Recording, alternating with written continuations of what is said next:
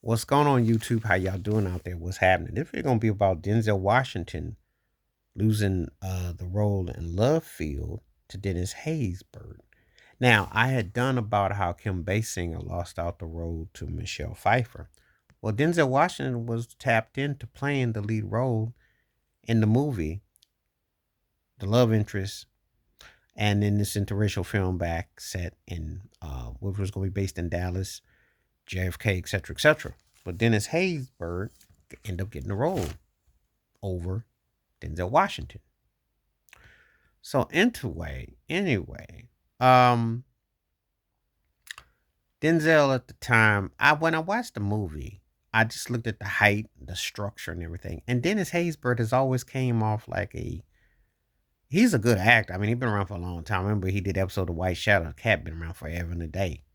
But he's always kind of come off like a Junior Whopper version of Denzel because he's almost kind of like he got the leftover of Denzel. He never quite hit on the big screen. He was first TV black president, etc., but he never quite hit like Denzel did in the big screen. You know, he was strong on TV and he had the leading man persona, and they tried him, and he has a voice and a vibe and a range, but it's like he's thespian, but he doesn't really connect with the regular audience. So it's interesting. Like he never hit like that. Denzel just hits like that.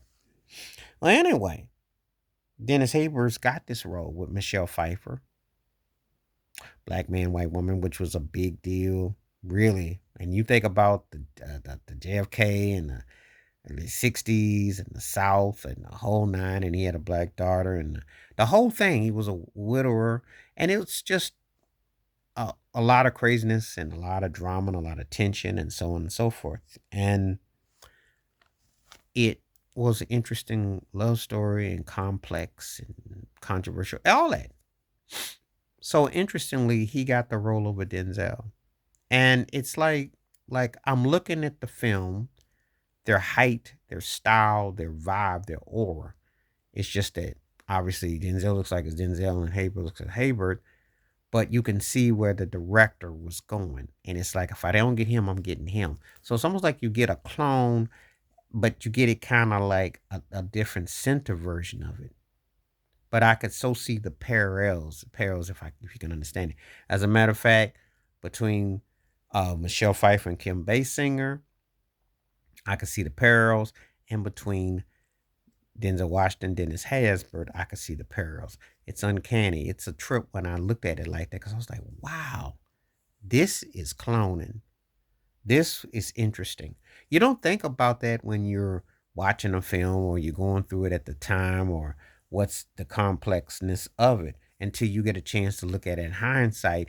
And then you look at it and then you're thinking, wow, this is interesting how they were able to manipulate that, put that together, and redo it. Size, height, head structure, body type, manner, frame, totality. That is great acting, but that's also part of the system. So, anyway, um, it was noticeable.